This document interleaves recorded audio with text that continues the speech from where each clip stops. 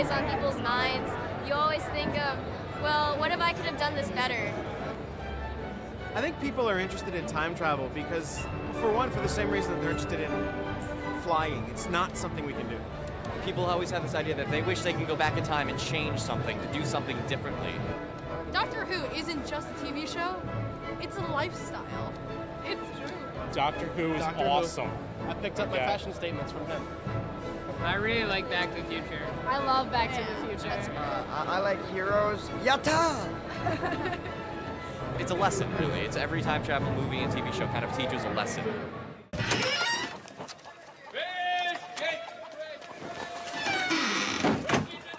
Ancient Rome. Time travel is popular in our mainstream culture. And if you look for it, you'll realize that it's everywhere. From TV shows to movies, your favorite books, video games. There is even a time travel store.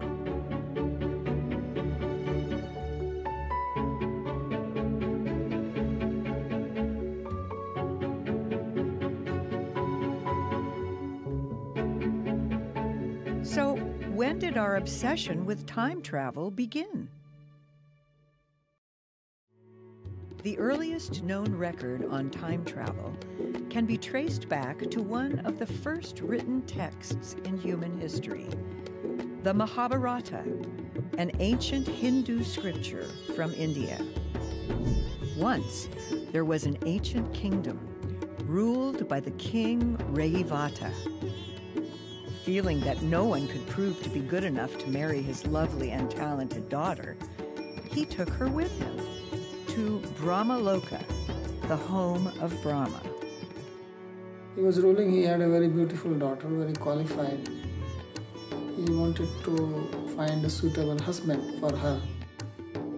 So he went to the creator god Brahma in Brahmaloka, and he took his daughter with her. When King Rayavata and his daughter arrived, Brahma was listening to a musical performance.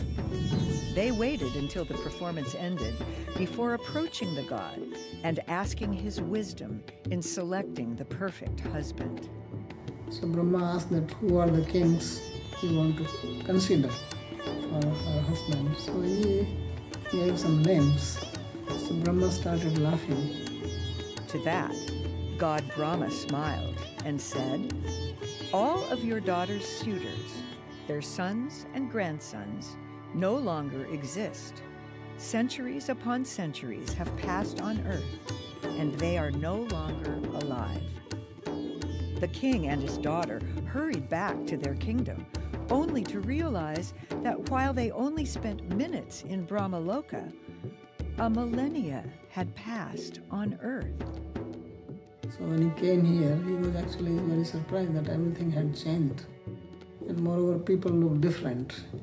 He himself and his daughter, they were very tall. Now people were of small size. The king and his daughter were now in a completely new world. Since that story, written over 2,500 years ago, countless other myths and legends have been recorded across the world where people have experienced similar fates, like sleeping untouched through the passage of time, or journeying into a mystical land where time behaves differently. These were the precursors of the time travel stories we know today. Time travel was a magical and mysterious phenomenon. But that was all about to change. Railroads were made possible by Watt's discovery of steam power. In the 19th century, the Industrial Revolution was in full swing. Before, the perception of time was hazy and imprecise, as people relied on sundials and hourglasses to measure their day. These mechanisms improved as clocks and watches were made. As progress marched forward, time became an important part of our lives. We relied on its accuracy as transportation evolved and timetables were set around minutes instead of days. We have broadened our horizons, and the end is not yet in sight. New designs like these cars of the future. As new inventions and technologies were discovered, it seemed like anything was possible in the future. This evolving world inspired a new genre of thinkers and writers, like the Spanish novelist Enrique Gaspard. In 1887, Gaspard wrote what many believe to be the first story to feature a machine that can travel through time, El Anacronópete. The novel follows the inventor Don Sidulfo and his crew and their adventures as they visit major historical events. With El Anacronópete, you can eat breakfast at 7 in Paris in the 19th century, lunch at noon in Russia with Peter the Great, and dinner at 5 in Madrid with Cervantes. 7 years later, the British novelist H.G. Wells would write the most iconic time travel story of our era, The Time Machine. Relax. You've all the time in the world. You're right, David. It's exactly what I have. All the time in the world. When he was a student, H.G. Wells began to write about a machine that could travel through time. After numerous drafts, it took shape and was published in 1895 as The Time Machine.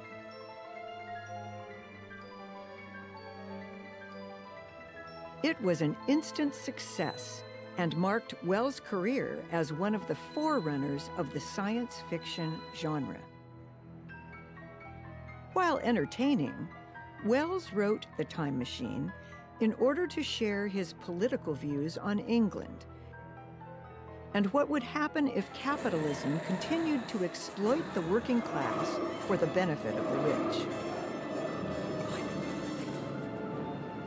Wells' Time Machine is crucial in the time travel genre because he imagined a machine that could travel not only to the past, but also to the future, which no one had written about before. I saw huge buildings rise up faint and fair and pass like dreams. The slowest snail that ever crawled dashed by too fast for me. The jerking sun became a streak of fire, a brilliant arch in space. And I could see nothing of the stars. You have to remember that time travel stories were not new with H.G. Wells' book. For example, one of the extremely important people in Connecticut, Mark Twain, wrote A Connecticut Yankee's King Arthur's Court. That can't be Bridgeport. Yonder, Varlet, is Camelot. Camelot? Capital of the Kingdom of Britain. Residence and state of King Arthur's court. King Arthur? What year is this? This is the year of our Lord, 528. In all stories like this, you either had someone got hit on the head or lightning. What H.G. Wells is different is that he had a machine. It was a device. And that was the thing that was important to me, because if you can do that, then that means that it's something that you have control of. You just have to learn how to put the device together. Wells didn't believe in time travel, but the science in his novel tracked so well with the revolutionary view of space-time that it emerged in physics a decade later.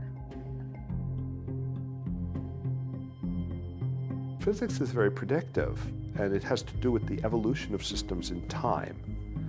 So Newton's law talks about how things evolve in time. Einstein's equations talk about how things evolve in time. Quantum mechanics discusses how things evolve in time. In the last century, the scientific community around the world has made great leaps in conceptualizing time. But there was one person and theory that would change our understanding of time forever. The key to the atom's secrets was first given to the world in 1905, when the genius Albert Einstein defined the relation between all matter and energy and evolved his revolutionary theory of special relativity. Whereas Newton and his contemporaries believed that time ran at a constant rate, no matter where you were in the universe, Einstein broke that perception with a revolutionary concept that time was relative. Einstein was the first person to realize that time was not an absolute flowing thing, but rather something which could be different depending on the situation. And so it's an extraordinary thing. You and I, as humans, living our life on our happy earth here, we imagine time passing at a constant rate. Albert Einstein was apparently the first guy to imagine that the speed of time is not constant. Since the speed of everything else can vary, you can go X, Y's, Y, Y's, Z, Y's at different rates. Why couldn't the actual time change? And he was right. Time travel definitely is possible based on Einstein's theories. That's an important part. I mean, the thing that makes physicists believe it, and the thing that should make the general public believe that time travel is possible, is that it's anchored in Einstein's theories of relativity. And we actually have demonstrated the possibility experimentally, as well as theoretically, that time travel into the future is possible. That has been done. Not dramatically with people, but definitely with subatomic particles, and even on fractions of a second with people. If you move fast enough, your heart rate slows down, your metabolism slows down. You don't notice it, but other people would see that. That would mean that you would age less than other people, and eventually, if we travel fast enough, then you would actually be able to travel into the future. Only maybe hours might pass for you, or a few years, whereas decades could be passing for other people. And we've already seen that with experiments that have been done with passenger jets. One very famous one was done at the Naval Observatory, and they kept a clock at rest and put the other clock on the ordinary passenger jet and flew it around the world. They brought it back, they found the clock that had been on the passenger jet had actually slowed down. It was only by fractions of a second, but that meant that the clock and the passengers on it had actually traveled fractions of a second into the future. Gravity affects the way that clocks run. Does this mean that somewhere in the universe, time travel into the future will be possible? When general relativity was invented, there was a lot of discussion of whether there's some kind of what's called the twin paradox, when there's some kind of paradox about what would happen if you took one of a pair of twins and took them into space a long way away.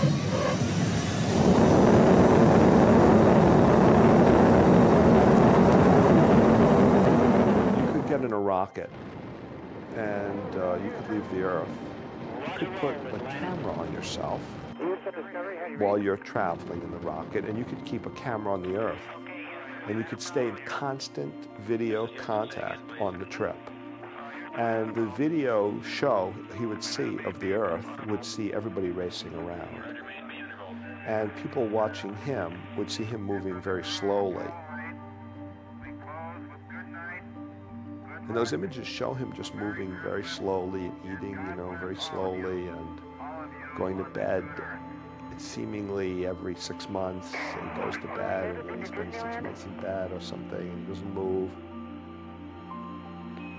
Affirmative. When he comes back, you're not really surprised that he's aged less, because you've watched him the whole time, and you've seen him in slow motion, and he's seen everything on the Earth going by quickly. And there's no paradox there. His lifespan is still a human lifespan. It's just that in the course of his human lifespan, a lot more time has gone by on Earth. So he ends up in the future where he's then stuck. He cannot return because there's no backward in time travel, so he's just then lives 100 years in the future. That's fine by the laws of physics.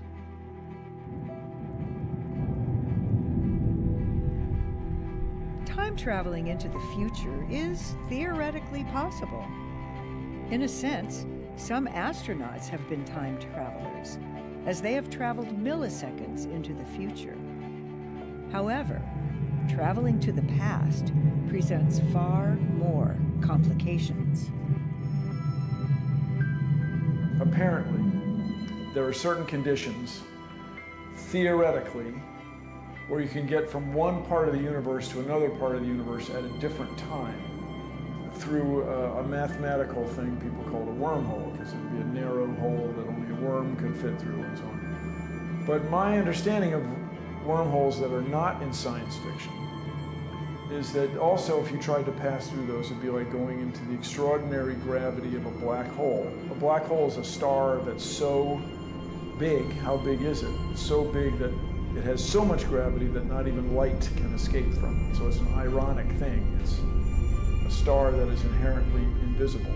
This would kill you. If you tried to go through the wormhole, you'd be stretched extraordinarily thin, 100 kilometers long, and turned to a bloody mess in an instant. But theoretically, it is a fabulous thing. All we got to do is overcome that problem. This evolving idea of time in physics has laid the groundwork for time travel stories, which gained popularity in the 20th century. It provided inspiration for science fiction writers and encouraged a greater exploration of the possibilities of time travel. I think time travel is, it's a narrative device. I mean, ultimately, in science fiction, that's what you're doing. You're thinking of a way that you're going to be able to tell a story from a unique perspective. Ideally, it's integrated intimately with the theme of your story. You know, Charles Yu wrote a book called How to Live Safely in a Science Fictional Universe, which uses time travel to sort of examine nostalgia for childhood and your relationships with your parents, and like, it was awesome. I mean, it did exactly what I felt like, you know, it should do. Everyone has a time machine. Everyone is a time machine. It's just that most people's time machines are broken. The strangest and hardest kind of time travel is the unaided kind. People get stuck. People get looped. People get trapped. But we are all time machines. You don't see stories about trying to change the past in ancient mythology. Time travel stories about changing the past, they really only appear in modern times. It is because in the past, we believed in fate, and it's only in modern times that the idea of free will became really popular. The first story in which you see a character who gets essentially a prophecy from the future and successfully avoids it is Charles Dickens' story, A Christmas Carol. In that story, Ebenezer Scrooge, he is shown a vision of his future by the ghost of Christmases yet to come. He sees that he will die unmourned, and he is horrified by the idea. What he is essentially asking is, do I have free will? Is my future fixed? My favorite was a Star Trek episode called City on the Edge of Forever, where Kirk and Spock go back in time and something has happened in the past to negate their whole reality, make it not actually have ever happened. So they have to undo it by finding that one event, that one thing that happened that, that changed the course of history. Spock! If that is a doorway back through time, could we somehow take Bones back a day in time, then relive the accident? Time travel is a fun storytelling device, so I think people like it for that. It spices up an otherwise dull story. You get fun paradoxes. We've seen things like Back to the Future where Marty starts to fade away because maybe he's going to end up separating his parents or whatever.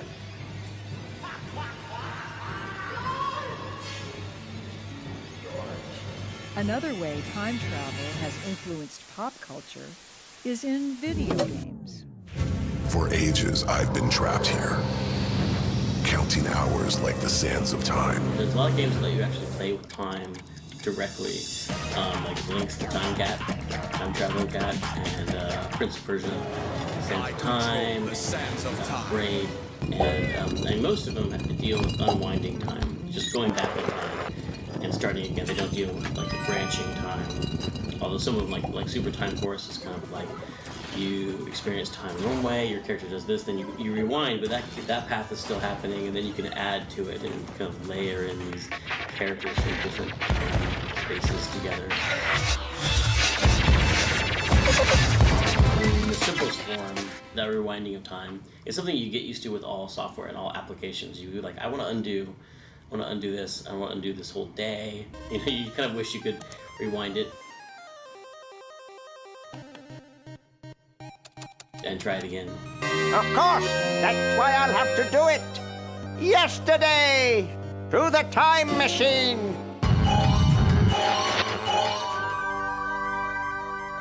In Day of the Tentacle, Fred Edison, the mad scientist, has these two tentacle kind of creatures. They're like octopus tentacles that hop around, and they don't have any bodies, they're just tentacles. And one of them drinks toxic sludge and becomes super intelligent and grows little arms and decides to take over. Take on the world. The kids arrive back at the mansion and accidentally set them free. And you know they did take over the world because 200 years in the future, one of your characters travels to that time and finds the world taken over by tentacles. And the tentacles went kind of the Planet of the Apes. Yikes. I think of time travel in science fiction as like a can of worms. Like, it's a science fiction trope. You know, there's countless examples and people have done it in a million different ways, and that's great. But if you're going to bring in time travel, you better have a really good reason, right? Because you are automatically introducing a mind-bending concept that people are going to have to puzzle out. We were playing really fast and loose with the logic of it, because if you think too much about the logic of time travel, you usually write yourself into a hole where like it doesn't make any sense. And if you're making a movie, you have this advantage of, we'll just make a lot of action happen in that part, and no one will think about, hey, wait a second, should that have not, that person couldn't have done that, because if they had done that, they wouldn't have been alive to do this other thing. And if you think about that stuff, they usually get into the circular logic that makes it impossible. So you just have an explosion, and people run, and then no one has any time to, if you keep the plot moving fast enough, people don't think about all the time travel paradoxes. Time travel can generally be time travel, because of how time travel connects to a lot of different topics. So maybe I'll just give two examples. One is time travel connects to general questions in the philosophy of time. So like for example, if time is like space, then objects in the past and objects in the future are real. They're just as real as objects in the present. You might think, well, if you can travel to other places in space, why couldn't you travel to other places in time? Time travel connects to free will. So what does it mean to be free to do something? Since questions of what would a time traveler be free to do? Would a time traveler be free to kill his or her earlier self, kill his or her grandparents? That then bears on questions of free will. You know, why are we here? Actually, the question's invalid. There is no why. Why do you assume there's a why that we're here? We shouldn't be asking that question. And that makes me think of a lot of things about, is our perception of time kind of what keeps tripping us up and making us think that time travel is possible? It's this way that we're experiencing the world, and we think of time because we read history books and stuff that bring the past to life. It seems like a place we should be able to go, and we can recreate it in movies and games and stuff. We should be able to go there, but is it just some mistake we're making in our minds that even allows us to conceive of the possibility of time travel? Eastern religions and philosophies like Hinduism and Buddhism have a different perspective, that time is an illusion and a figment of the mind. This human body is a replica of the universe. Whatever is existing in the universe is existing in your physical body in a minute form. So now science is trying to study the universe. They're going externally actually to the places trying to go. In India, they studied the universe by studying the body then itself. So they meditated within and they understood their body, and that's how they understood the universe.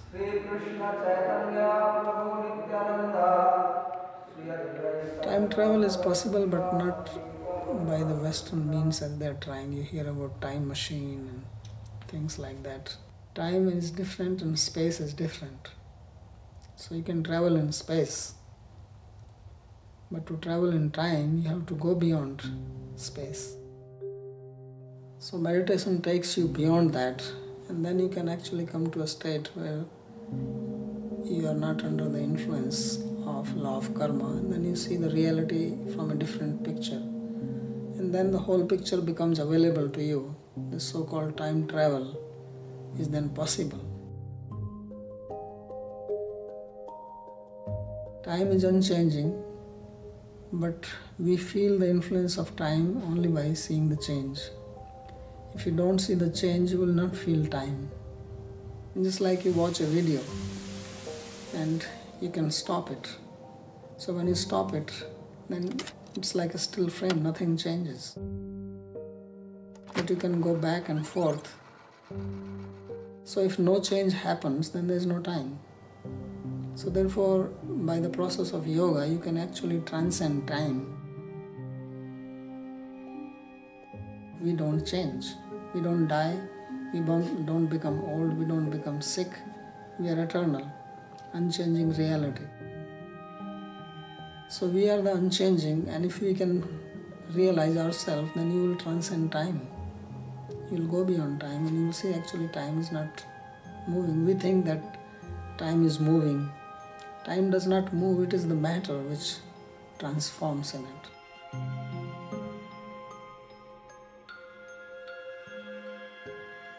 Time, to me, is an illusion that has purpose. It's all in one line. I think the past, the present, and the future is all like one line. I think we're just focused in the present. But if we're open-minded, if we can expand ourselves to that thought, you can go back and you can go forward. Anybody can do this. Oh, I totally consider that every time I meditate. Where am I going when I meditate? Opening up to a different time space, a different thing. You want this experience that you've died, but then you're moving on into this other life, and how does that look? And that's, traveling back in time. You could be going forward, you could be going back. You're not really knowing where you're going to land. You can go back in time in terms of past lives and so forth. That would literally be going back in time, which we can do, or at least see, and then going into the future. And that's also time travel. And that's the way I look at it, because you can go back and forward in time. If you look at the indigenous people, the shamans of their time, they were traveling. That was kind of their job, from a healing perspective. So the shamans would go into the other realms, be it past, be it present, be it future, to bring back what they needed for their people or for that individual person. And so that, to me, is a form of time travel. If you're looking at the people at the time, you don't know. They're still there, but they're not there. As a kid, I always considered reading to be a form of time travel. So anytime I was in a situation that I didn't like, or if I was bored or anything, I would have a book with me and I would stick my nose into it, and then I'd look up later and be in a different place. And I always considered it a form of perceptual time travel. Mentally, what you can do with your mind, I mean, you can be somewhere and actually feel it. So you really wouldn't need to almost, I think, be there physically, as long as you can feel it and sense it. I think people think of time travel more as an actual event outside themselves, where they can do it, move their body, get into a machine or whatever, when actually you have to have an internal sense of self. And when you have your internal self, then you're able to time travel, past, future, anywhere you want to go.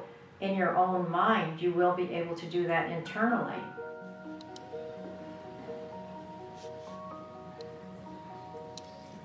Time is a big issue in computer science because usually we care about how quickly we can solve a problem. My more unusual take and what I sort of bring to the table is the idea that time travel backwards is easy and time travel forwards is hard from the perspective of a computer. Eric's work is on data structures, which is a particular way to store and organize data on a computer so it can be used efficiently. And so time, usually, computer scientist thinks about the running time of a program. It's like you start it, it's one point, it's going to run for a while, do a bunch of operations, and then at the end it has your answer. The more computation you do, the more time it takes. At least the naive perspective is that space and time could be viewed as the same thing. There's just one more dimension, so the four-dimensional view of space-time. It's certainly very useful geometrically. We actually use it a lot in geometry. We think about moving objects or folding objects, things like that. It's appealing also from a time travel perspective because if you think of time as just another dimension, then why not go backwards? With retroactive data structures, you can go back in time, say, right at the beginning of time, and say, actually, I meant to put at time -1, I meant to do, insert. I want to go back in time, do this, and then return to the present, say, what's my data structure look like now? The idea in retroactive data structures is you're storing some data in a database, like maybe all the bank transactions at your bank, and various operations happen over time. There's a deposit, a withdrawal at various times of the day. And then you'd like to, at the end of the day, say, oh, actually, there was a mistake. That withdrawal was invalid. I'd like to undo that operation in the past.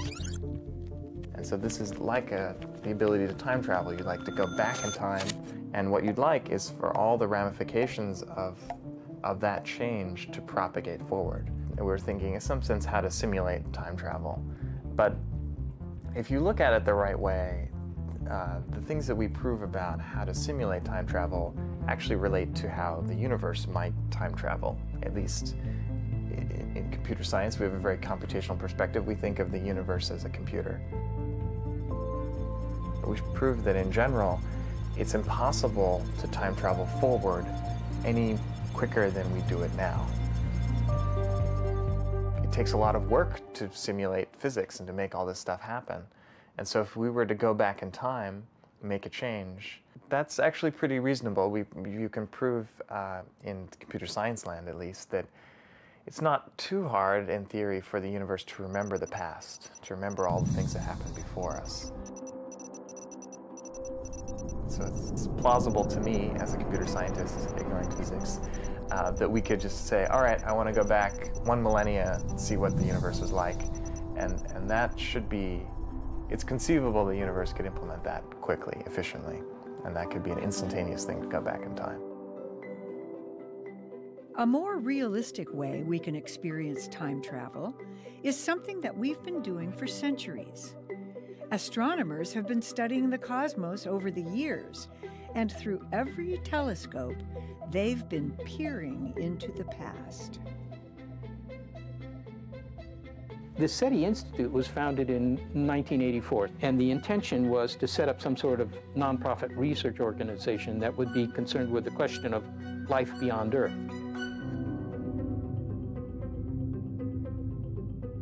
Time is really an important concept when you're talking about, looking for life elsewhere. The Earth has been here for roughly 4.5 billion years. It's had life for most of that. It's only had intelligent life, Homo sapiens. We've only had that for the last 200,000 years. The universe is 3 times as old as the Earth. So these time scales give you some idea that, there could be a lot of life out there that's billions of years more advanced than we are.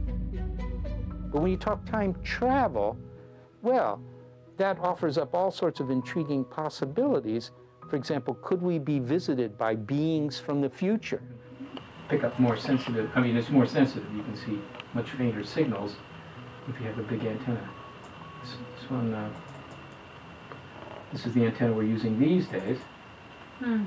Here at the Institute, we don't really worry too much about time travel, even though, in some sense, we take advantage of it. When we point our antennas at some star system 1,000 light years away, and we occasionally do that. I mean, we're trying to pick up a signal and find out, is there somebody there that's clever enough to build a radio transmitter? Well, clearly, if we were to pick up a signal, that signal took 1,000 years to get here. So in a sense, we would be looking back in time. When you look at the moon, you're not seeing the moon as it is now. Of course, you're seeing it the way it was about 1.5 seconds ago when the light left it.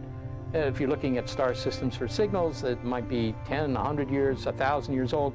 When you look at these distant galaxies, of course, you're looking at them the way they were 10 billion years ago. So in a sense, just by looking at them, you're going back in time. It's like some sort of crystal ball, and you can look back billions of years, right? Now, you're not actually going there, but you see what the universe was like when it was just, if you will, just a kid. There's that kind of time travel. We don't actually get in a machine, pull a lever, and go back 10 billion years, but we can see into the past. And so in that sense, astronomers are always dealing with time travel.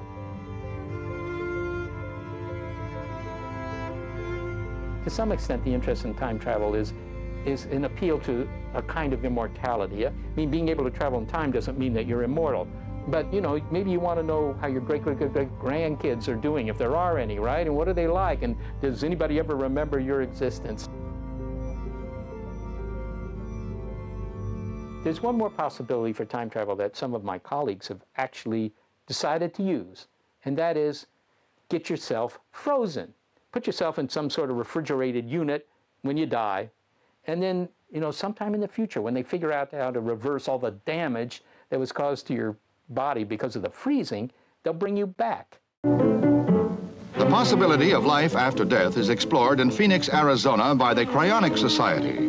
They believe that cryobiology, the freezing of biological matter, is the answer.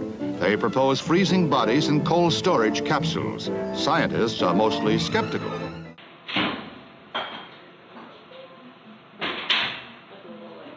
Cryonics is human cryopreservation, which means that we are using low temperatures to preserve a person who is no longer treatable by contemporary medicine in as pristine a state as possible, such that they can reach a time that maybe medical technology can not only reverse the cryopreservation procedure, but also cure whatever caused their death in the first place.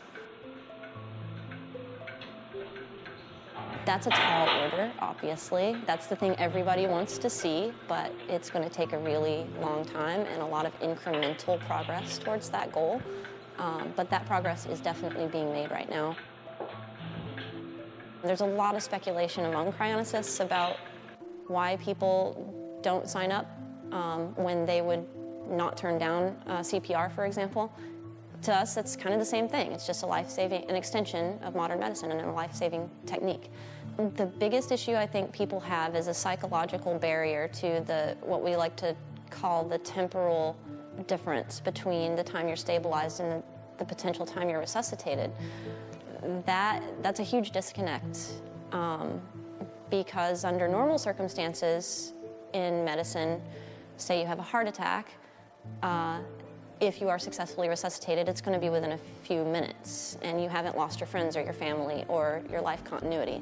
In cryonics, at least today, that is definitely not the case. You don't know how long it's going to be before you're back. This is one of my favorite things to think about because I think everyone agrees that it would subjectively feel very much like time travel.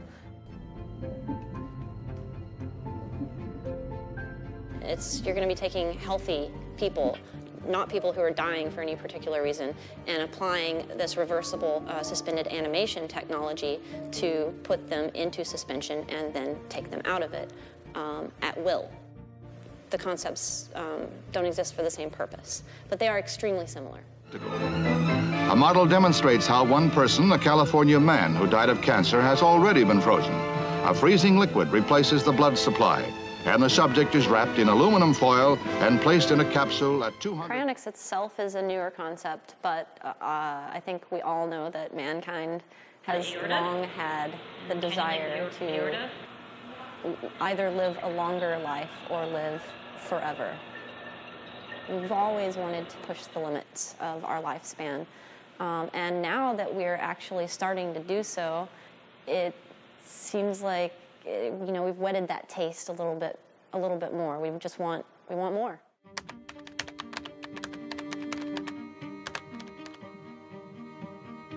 Realistically, I think time travel is pretty unlikely, but I like to entertain the possibility that it's possible because I think it's more fun to imagine a world in which things like time travel could happen someday.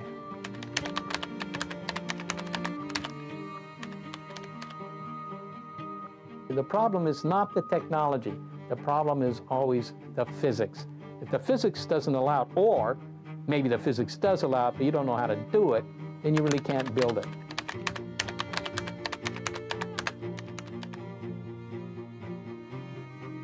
When you see that the whole universe will end before time travel is allowed, it made me think that maybe the laws of physics are conspiring to prevent this. Though there are many ways to consider time travel, physicists, the ones who work with space and time, the ones who could have the final answer, don't think it's possible. I would be pretty surprised if anyone was currently proposing an experiment which would hope to indicate that backward in time travel was possible. I would be surprised by that.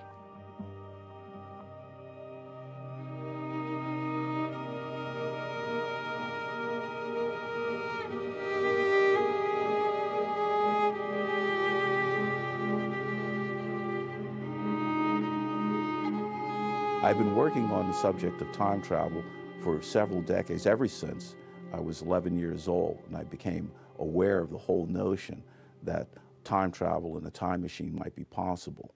And it started out as a fantasy, and I learned the real science behind it, Einstein's theory. The first 10 years of my life were very, very happy. I came from a very loving family. And I was the oldest of 4 children, and I grew up in the Bronx. And my father was a television repairman.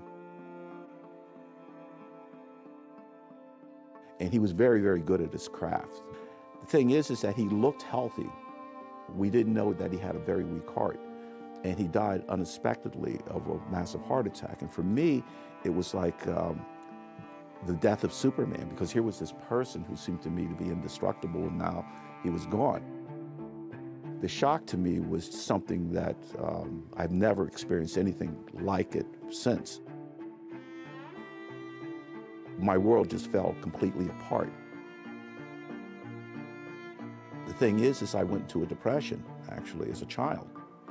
And I'm not sure what would have happened to me if I didn't have one of the gifts he gave me was love for reading. And I love reading science fiction. And about a year after he died, when I was 11, I came across H.G. Wells' book, The Time Machine. Actually, it was a Classics Illustrated version of that. It changed my life because at the very beginning of it said, scientific people know very well that time is just a kind of space, and we can move forward and backward in time just as we can in space. And when I read that, it was like, this is the answer for me. If I could build a time machine, then I could go back into the past and see him again and maybe change things. That became my saving. That was it. That was my life preserver. That was the thing that saved me. And I developed a passion for that. The question is that how was I going to, achieve that? This Classics Illustrated had a picture about what the time machine would look like. And I decided to try to do this based on, putting together bicycle parts and everything to try to do that. And of course it didn't work. I even used some of my father's equipment my mother had kept.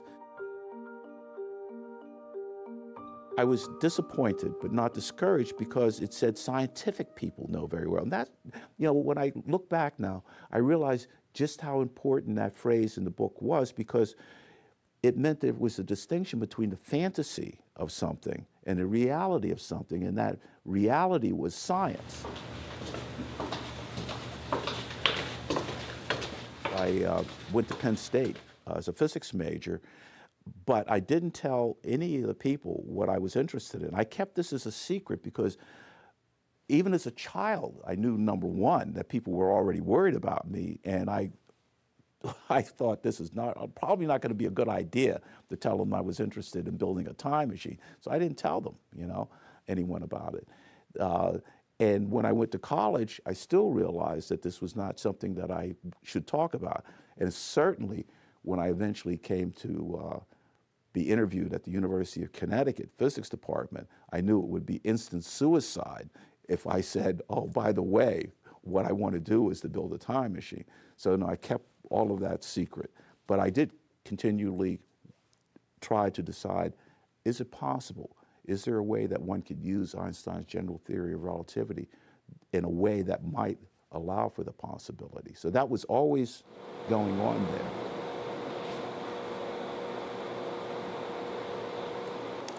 In the beginning, I was afraid of what my colleagues would think because physics is a conservative science. I was afraid that they wouldn't take me seriously. I'm grateful of the fact that I'm now living in a time in which my colleagues are much more open about these ideas. Now it's just simply a matter of what sort of experiments can be done. Gravity is matter. In Einstein's theory, not only can matter affect gravity, but also energy can affect gravity. Gravity can affect time. Now, light does not have mass, it's not matter, but light does have energy. So that means that light could create gravity, thus light could affect time. I've been able to theoretically show that by using a certain configuration of light, in particular a circulating light beam, we can alter space, and that could lead us to alter space-time.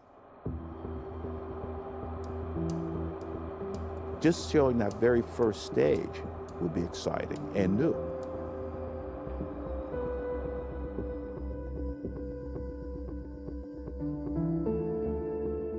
So this is much larger scale than would be practical for an experiment. The actual experiment would be something that would be squeezed down to about the size of a human hair. But the energies might not be achievable, but it's an engineering problem. It's like trying flying.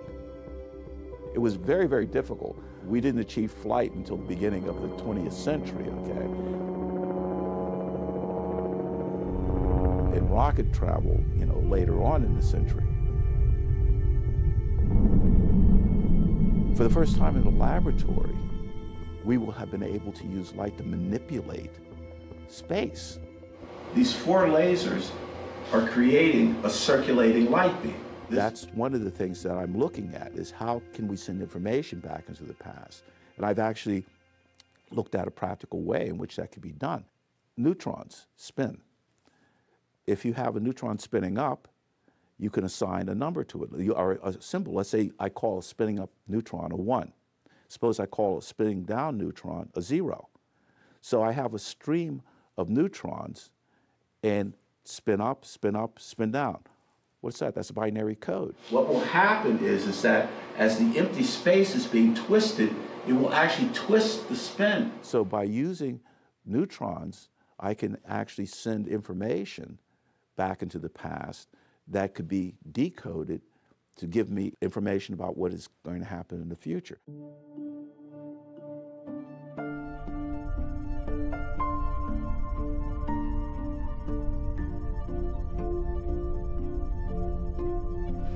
Think of it as being an early warning device. Imagine if we could warn ourselves of future disasters.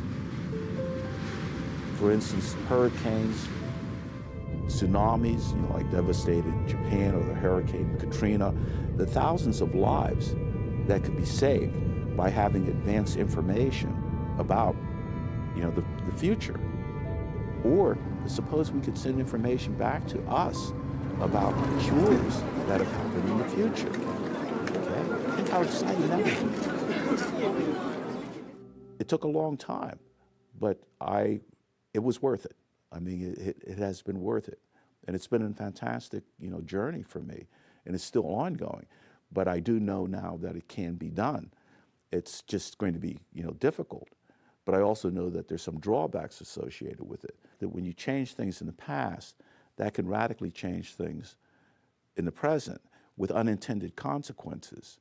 If you have backward in time travel, it's pretty hard to think of how to have a consistent picture of evolution, of time evolution, or laws of physics which are consistent when you evolve in time, because if you can go forward in time and affect the past, well, it makes it very complicated to know how you're going to understand how you move forward in time from where you are now. Because if I tell you, well, if I know the present well enough and I know the laws of physics, I can predict what's going to happen in 10 minutes. But if you tell me in 10 minutes you may appear in my past, well, then you may affect the present, and then it's hard for me to know what it's going to look like in 10 minutes. You have to remember that it's the device that's creating this effect in time. In my case, I'm talking about circulating light. But even if you're talking about wormholes or rotating black holes, all of these processes start at some time, which means that you can go back in time, but you can only go back to the time that the process itself was created. And that would mean that the time machine that I was talking about would have the limitation of only being able to go back. For instance, if you turn it on today and leave it on for 100 years, someone 100 years from now, if you're leaving it on constantly, could travel back 75 years, 50 years, all the way back up to the time the machine was turned on, but you can't go earlier than that. That I didn't even really realize until I finally had solved the problem, which meant that it was a barrier to being able to go back and see my father.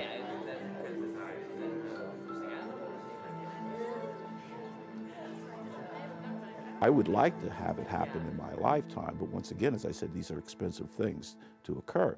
But I do know that I've been helping to establish the basis of it, so I know it is going to happen. I believe it's going to happen in this century. That I definitely believe. Dr. Ron Mallett isn't the only one inspired by science fiction. Over the past century, time travel has provided fertile ground for novelists, storytellers, philosophers, as well as scientists, as they explore the possibilities of our universe and our place in it. Good science fiction has to be based on good science. I mean, I've always said that. And for me, science fiction is inspirational. I mean, and time travel is generally part of science fiction, or the ability to overcome what we currently believe are the constraints of nature. So many science fiction ideas have come to pass. You can't help but wonder if there's something we don't know. So science allows people to fly, allows you to look inside of people without opening them, allows you to communicate with people on the other side of the earth, send images through space, which you can see. And I think it's just imagination, which takes you to the next level. I mean, that's part of what science fiction is. You know, expanding the boundaries of what's real in science to other domains. I mean, it's, I think, in every scientist's nature to be a skeptic and to question what we think is true. And I think that the science fiction is fun, but it also drives us to wonder about, well, maybe this is possible. You know, it'd be really nice to have flying cars. It would be really nice to have teleportation. It'd be really nice to have faster than light travel. It'd be really nice to have time travel. Science fiction is all around us. Most scientists are trying to make science fiction happen, so that's a big driving force. On the one hand, every scientist you meet has been inspired by science fiction at some point, and by seeing science fiction and sharing it culturally, by having pop culture icons, you know, like Star Trek or even Terminator, it gives a culture, a language to communicate ideas that are for things that have never existed. Oh my God, you see that cheese pedal? Yeah.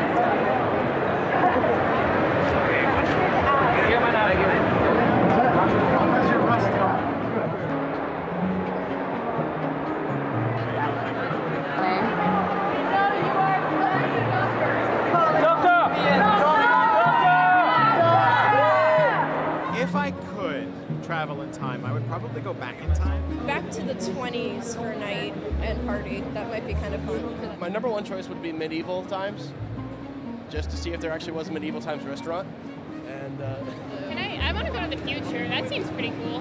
Definitely the future. I'd like to see what's going on 100 years from now in the United States. I go to the early 1990s in Seattle because I love their music. Go back to like see a Queen concert or something like that, because I thought that would be really awesome. My high school days, because it was really difficult for me back then, so I want to tell myself that, you know, it's going to get better. Don't worry about it.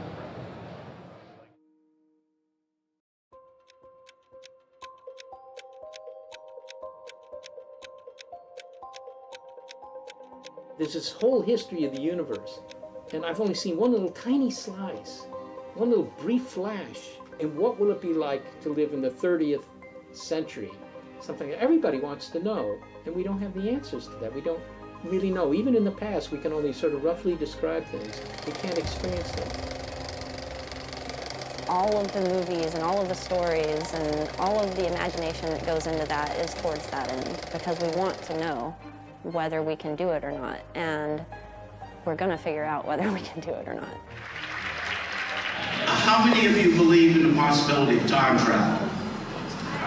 Well, quite a few. I'm open to the fact that it could be that we arrive in a parallel universe, or the possibility that we really do alter the universe. I think it may be that the universe is much more flexible and stranger than we could have imagined. Human mind has a big difficulty in staying in the present. The mind is therefore always dreams of future, or it thinks of the past, which some nice moment we have passed.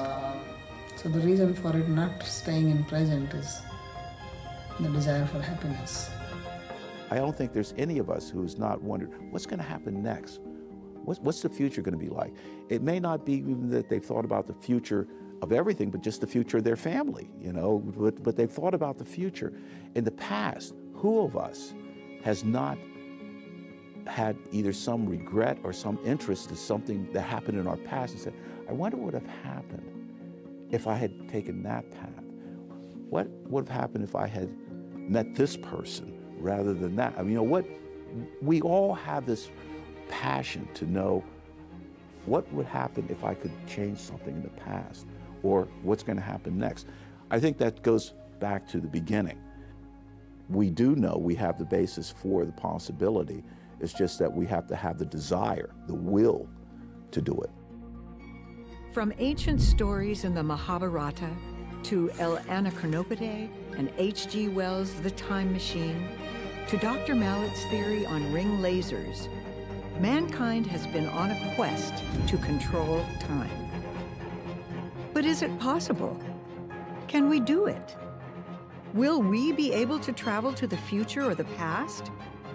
The answer is still out there.